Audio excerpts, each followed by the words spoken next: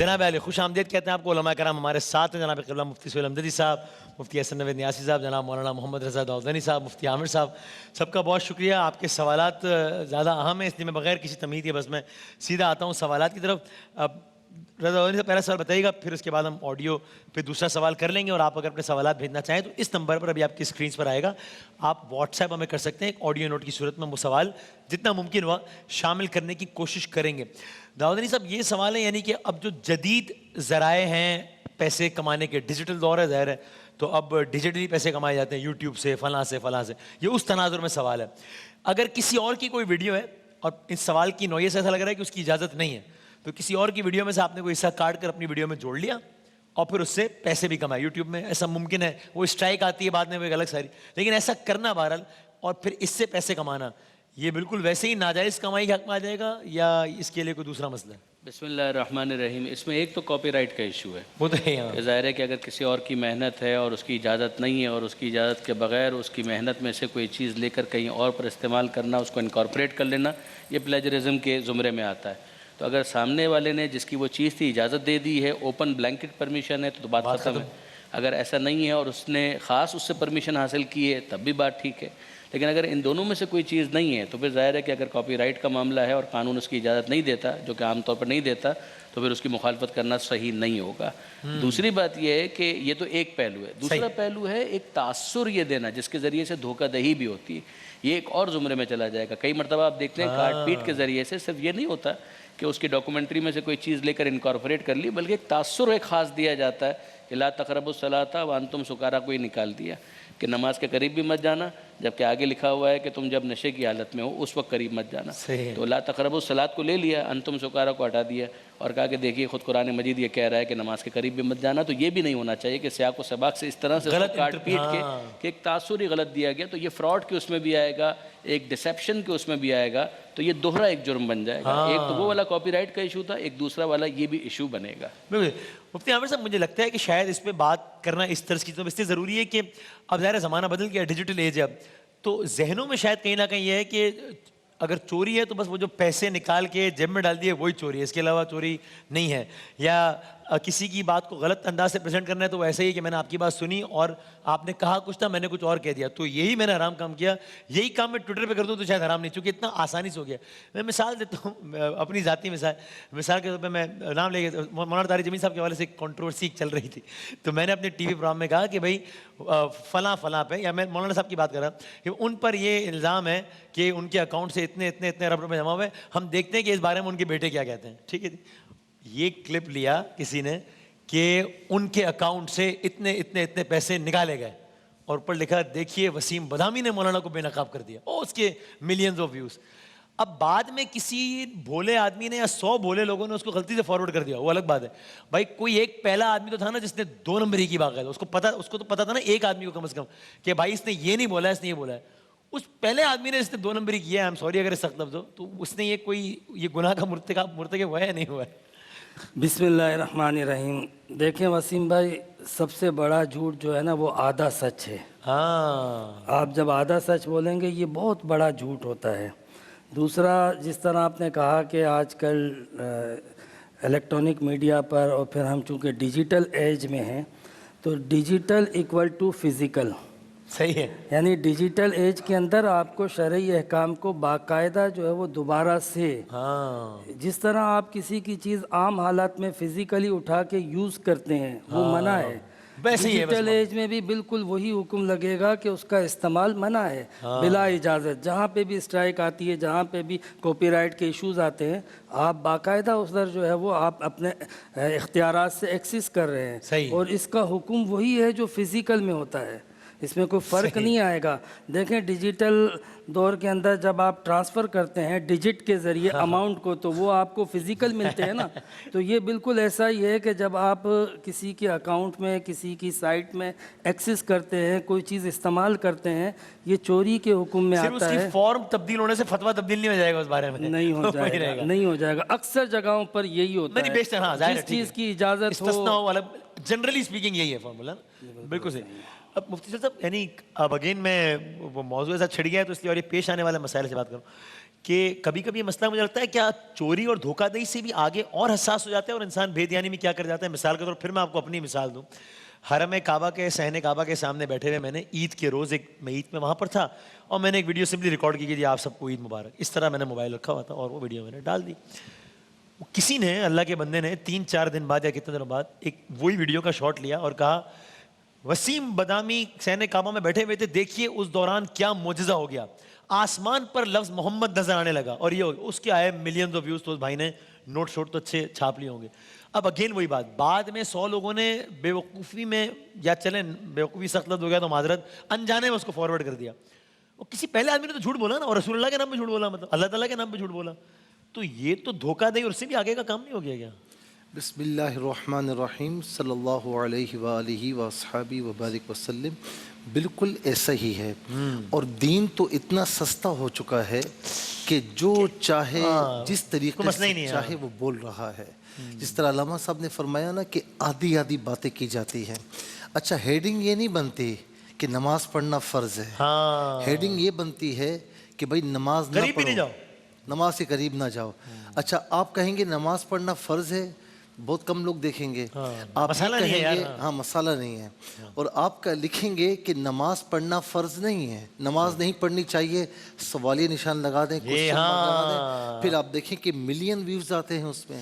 تو یہ بھی بالکل غلط ہے. اور حضور نبی کریم صلی اللہ تعالیٰ علیہ وسلم کے حوالے سے کہ آپ کا نام نامی چاند میں نظر آ گیا, میرے آقا علیہ السلام کے نام کی رفعتیں اس کی محتاج نہیں ہیں. اچھا, ہوتا کیا, نقصان کیا ہوتا ہے. میں ایک مرتبہ 2008 کی بات ہے, تو میں اس وقت کسی اور ملک میں تھا, تو مجھے گھر سے فون آیا کہ یہاں پر یہ خبر پھیلی ہوئی ہے کہ چاند میں محمد صلی اللہ علیہ وسلم کا نام نامی ہے. ٹھیک ہے, میں نے فون بند کر دیا. میں نے کہا کہ چھوڑ دو اس چیز کو, صحیح ہے.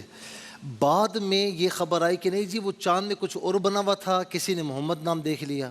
اچھا, چاند میں آپ دیکھیں گے نا, جو تصور کریں گے آپ کو وہ نظر آنا شروع ہو جائے گا.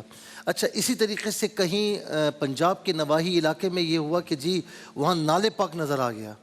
بعد میں یہ پتہ لگا کہ جی وہ کوئی دیگ وغیرہ وہاں رکھی ہوئی تھی, اس کا نشان ہوا لوگوں نے نالے پاک. تو اس طریقے سے دین کے ساتھ مذاق نہیں کرنا چاہیے. یاد رکھنا کہ میرے نبی صلی اللہ علیہ وسلم ہوئے, ان کی برکت سے ان کے اہل بیت اطہار ہوئے, ان کی برکت سے صحابہ کرام ہوئے, ان کی رفعتیں, ان کا نام کا مقام, بلندیاں کسی بھی چیز کی محتاج نہیں ہے, ان سب کی محتاج نہیں ہے. اور دین اسلام ان چیزوں پر نہیں چلتا. دین اسلام حقیقت پر مبنی ہے. اور سن لیجئے کہ حضور نبی کریم علیہ السلام نے فرمایا کہ جس نے مجھ پر جان بوجھ کر جھوٹ باندھا, یہ جو آپ نے کہا نا محمد نظر آ گئی ہے, جس نے مجھ پر جان بوجھ کر جھوٹ باندھا, یعنی مختلف آپ دیکھیں گے احادیث کے طور پر آپ کے پاس آئیں گے, یعنی پوسٹ آئیں گی, یہ حدیث ہے, یہ حضرت علی کا قول ہے. یہ اتنا مہنگا پڑ جائے گا نا لوگوں کو کہ تصور بھی نہیں کر سکتے. جس نے مجھ پر جان بوجھ کر جھوٹ باندھا, اسے چاہیے کہ اپنا ٹھکانہ جہنم میں بنا لے. یہ سخت حرام ہے. صحیح. میں کہ آپ کی طرف آتا ہوں, یعنی ایک تو یہ کہ یہ تو آپ نے الگ ہی مسئلہ بیان کر دیا, بہت اچھا کیا. میں تو اس طرح سے پوچھ رہا تھا کہ اس ویڈیو سے تو مجھے واضح ہو رہا تھا کہ وہ تاثریں دے رہے ہیں کہ جیسے میں خود اس ویڈیو میں بتا رہا ہوں کہ دیکھو یہ معجزہ ہو گیا. یعنی وہ تو بالکل ہی جھوٹ تھا. اس نے آپ پر بھی جھوٹ باندھا, خود بھی جھوٹ کہا اور جھوٹ کو پروموٹ کیا, وہ سخت گناہگار ہے. صحیح ہے. اس سے پہلے قبلہ کی طرف ہوں, یہ جو آخری بات کی مفتی حمدی صاحب نے, فقہ جعفریہ میں مبتلات روزہ میں سے بھی کوئی ہے, جس طرح کھانا کھانا, پانی ہونا, اس طرح اگر کسی نے کوئی غلط بات منسوب کی سرکار دو عالم سے تو یہ روزہ یعنی لٹرلی باطل کر دیتا ہے. جی ہاں بالکل. ہمارے یہاں ظاہر ہے کہ اس کے اندر فقہوں کا اختلاف ہے, لیکن یہ کہ فقہ جعفری کے اندر مبتلات روزہ یا مفترات روزہ, اس کی جو فہرست ہے اس میں جس طرح سے کھانا پینا, اسی طریقے سے بعض ازدواجی معاملات, جنسی معاملات, اسی طریقے سے اس کے اندر ایک مبتل یہ بھی ہے کہ اگر کوئی جانتے بوجھتے اللہ سے کوئی جھوٹی بات منسوب کرے, اللہ کے رسول سے کوئی جھوٹی بات منسوب کرے, اور ائمہ اہل بیت سے اگر کوئی جھوٹی بات منسوب کرے, تو اس کا روزہ فقہ جعفری کے اندر باطل مانا جاتا ہے. یہ نہیں کہ روزے کی روح متاثر ہونے کی بات نہیں ہو رہی, وہ تو ہو ہی جائے گی, روزہ ہی ٹھیک. جس نے آپ کے ساتھ کیا اسے کئی گناہ کیے ہیں. میں اس میں ایگزامپل کے لیے ایک بات کر رہا ہوں, لیکن مطلب مجھے حیرت ہوئی واقعی کہ یار مطلب اس کے لیے بڑی جرت چاہیے. میں بہت ان سے زیادہ گناہگار آدمی میں ہوں گا, لیکن اس کے لیے بڑی جرت چاہیے نا. اور اس کے اس طرح بتائیے, اب میں مثال نہیں دو رہا ہوں گا کیونکہ اس کا پیرا سیاسی ہے. لیکن وہ مثال کے طور پہ میں نے اپنے حوالے سے متن دہرائے بغیر کہ جی وہ کسی نے بڑا آرام سے لے دیا کہ جناب میرے ذرائع یہ بتا رہے ہیں کہ بادامی صاحب تو فلاں فلاں فلاں فلاں، ٹھیک ہے جی، وہ اس سے یہ کرتے ہیں، اس سے یہ معلومات لیتے ہیں، اس سے اچھا میں اس پہ میں نے کبھی اس پہ وضاحت نہیں کی، نہ ابھی کرنی ہے میں نے، یعنی میں اس پہ حلفیہ بھی کہہ سکتا ہوں کہ وہ بات جھوٹ ہے، یہ اپنا مسئلہ سمجھانے کے لیے کہہ رہا ہوں کہ مجھ سے کوئی کسی چیز پہ ہاتھ رکھوا لے تو میں کہوں کہ بالکل الف سے یہ تک یہ بات جھوٹ ہے.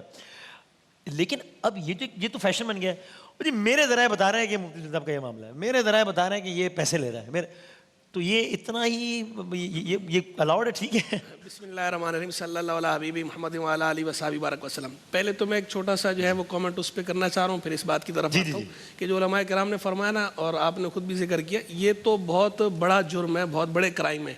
دین کی جو ترجیحات ہیں نا اس کے اندر تو یہ ہے کہ اتنی معمولی سی بات کہ یعنی علم کی کوئی بات آپ نے کسی سے سنی ہے اور وہ آپ اس کی طرف منسوب کرنے کی بجائے اپنی طرف منسوب کر کے کہہ دیں. جیسے بعض لوگوں کو عادت ہوتی ہے، کہتے ہیں میں یہ کہتا ہوں. جی جی جی جی سنا کسی عالم سے ہوتا ہے تو کسی عالم سے سنتے ہیں، اس سے سن کر پھر جو ہے وہ کہتے ہیں میں یہ کہتا ہوں. یعنی وہ تحقیق تو کسی اور کی ہوتی ہے لیکن وہ اس کا نام لینے کی بجائے کہتے ہیں میں یہ کہتا ہوں. تو صرف اتنی بات پر ہمارے ائمہ تو یہ فرماتے ہیں من برکت العلم ان ينسب القول الى قائله، علم کی برکت میں سے یہ ہے کہ قول کو اس کے اصل قائل کی طرف منسوب کیا جائے، اور جو قول کو اصل قائل کی طرف منسوب نہ کرے تو اس کی برکت اٹھ جاتی ہے، علم کی برکت اٹھ جاتی ہے. یہ بھی خیانت ایک طریقے کی. یعنی جو دین اس بات کو پسند نہیں کرتا کہ آپ جو علم کی سچی بات ہے وہ اصل قائل کی طرف منسوب کرنے کی بجائے اپنی طرف منسوب کر کے کہتے ہیں میں کہتا ہوں، تو یہ جو باتیں ہو رہی ہیں یہ تو بہت بڑے جرم ہے. ان کا تو تصور، ان کی شناعت و قباحت کا وہ تو ہمارے اندازے سے ہی باہر ہے. یہ تو گئی وہ بات. اب آ جائیے آپ کی اس بات کی طرف کہ یہ اس طرح کر دیتے ہیں. دیکھیں قرآن مجید فرقان میں سیدھا سیدھا فرمایا گیا وَإِن جَاءَكُمْ فَاسِقٌ بِنَبَإٍ فَتَبَيَّنُوا، جب کوئی فاسق تمہارے پاس کوئی خبر لے کر آئے تو تم اس کی خوب تحقیق کر لو. تحقیق کرنے کا حکم ہے. یہ بات نہیں چلے گی ذرائع نے بتایا، نامعلوم ذرائع ہوں یا معلوم ذرائع ہوں، جب تک تحقیق نہیں کیا آپ نے، پوری تحقیق کیے بغیر اگر آپ کسی کی طرف منسوب کریں گے تو وہ تہمت کے زمرے میں آئے گا، الزام تراشی کے زمرے میں آئے گا. اور یہ بات پیش نظر رہے کہ تہمت اور بہتان غیبت سے بڑا جرم ہے. غیبت بہت بڑا جرم ہے، کبیرہ گناہ ہے، لیکن تہمت اور بہتان جو ہے وہ غیبت سے بھی بڑا جرم ہے. تو اسی لیے اس بات کو خوب مد نظر رکھا جائے اور ایسی ہر سنی سنائی بات آگے نہیں پھیلانی چاہیے.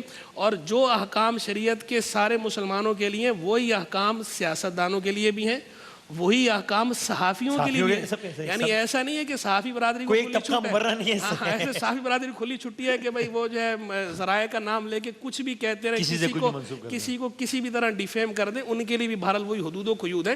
ایک ہوتا ہے تجزیہ کرنا، انالیسس کرنا، وہ ایک الگ بات ہے. تجزیہ آپ کریں، جو سیاسی تجزیہ نگاری ہوتی ہے، تجزیہ کاری ہو یا تجزیہ نگاری ہو. میرا خیال ہے ان کی اوپینین بالکل غلط ہے، ان کا عمل غلط ہے، میری رائے ہے. تجزیہ کی بالکل آپ کو اجازت ہے کھلی، لیکن اس طرح کسی کی طرف بات منسوب کرنا، یہ اس کے ساتھ یوں کرتا ہے، یہ اس کے ساتھ یہ کرتی ہے، کریکٹر اسیسینیشن جسے کہا جاتا ہے نا، کردار کشی کرنا. کردار کشی کی اجازت تو کسی کو بھی نہیں. ابھی جو بات آپ نے جس چیز کی طرف ذکر کی، میری نظر پڑی تو بہت سارے لوگوں نے ایسے معجزے نیٹ پر دکھائے ہوئے ہیں. خانہ کعبہ میں یہ معجزہ ہو گیا، یہ معجزہ ہو گیا. یہاں پر ایک ایلیمنٹ بڑا واضح نظر آتا ہے کہ لوگ ان چیزوں کو کیش کروا رہے ہیں. یعنی انہیں پتہ ہے کہ یہ بات جھوٹی ہے، لیکن پھر بھی اس طریقے سے پتہ ہے کہ لوگوں کی اٹریکشن اور توجہ بڑھ جائے گی. قرآن کی ایک آیت ہے وَلَا تَشْتَرُوا بِآيَاتِي ثَمَنًا قَلِيلًا، کہ اللہ تعالیٰ کی آیتوں کو قلیل ثمن کے عوض نہ بیچو. تو یہ یہودیوں کے لیے آیت نازل ہوئی تھی. اب یہاں پر آپ دیکھیں کہ یہودیوں نے جو عمل کیا، یعنی دین کو اپنے دنیاوی نفع کے لیے استعمال کیا. یہاں پر وہ ایلیمنٹ بالکل واضح ہے کہ یہ جو لوگ اس طرح کی پوسٹیں لگاتے ہیں، ان کو نہ نماز کی پرواہ ہے، نہ دین کی پرواہ ہے، نہ روزے کی پرواہ ہے، نہ شریعت کی پرواہ ہے، لیکن اس طرح کے معجزے دکھانے کے لیے کھڑے ہو گئے ہیں. حالانکہ ہم غور کریں صحابہ اکرام کے دور میں، عہد رسالت میں، جب خود حضور علیہ السلام تھے، تو اس طرح کے واقعات جو ہے وہ اگر ہونے تھے تو ہو جاتے. پھر صحابہ، اولیاء، بزرگان دین، ان کے زمانے میں اس طرح کے واقعات رونما نہیں ہوئے. آج ہم زبردستی کسی چیز کو منسوب کرتے ہیں، صرف مقصد یہ ہوتا ہے کہ ریٹنگ مل جائے. الامان والحفیظ، یہ جو سستی شہرت ہے، جیسے مفتی صاحب نے بھی ذکر کیا کہ آخرت میں اس کا جواب دینا بالکل مشکل پڑ جائے گا، اس کا حساب دینا ممکن نہیں رہے گا. اس قدر سخت گناہ گار ہو رہے ہیں کیونکہ ہم غلط فہمیاں پیدا کر رہے ہیں. ہم جو ہے وہ اگر واقعتاً کسی معجزے اور کسی کرشمے کے منتظر ہیں تو وہ یہ ہے کہ آپ کے اندر تبدیلی آ جائے، اپنے اندر تبدیلی پیدا کرو، مسلمان اپنی حالت کو بدلیں، یہ سب سے بڑا معجزہ ہے۔ آپ اس بات کا انتظار نہ کریں کہ آسمان سے کوئی جو ہے وہ آسمانی طوفانی کوئی چیز آ جائے گی۔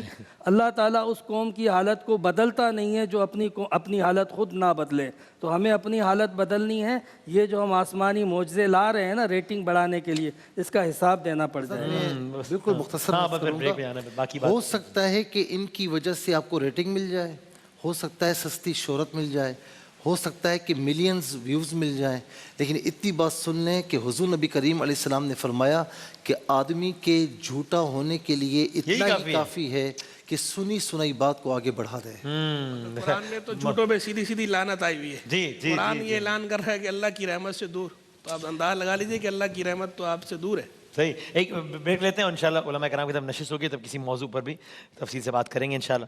بریک کے بعد دوبارہ حاضر ہوتے ہیں۔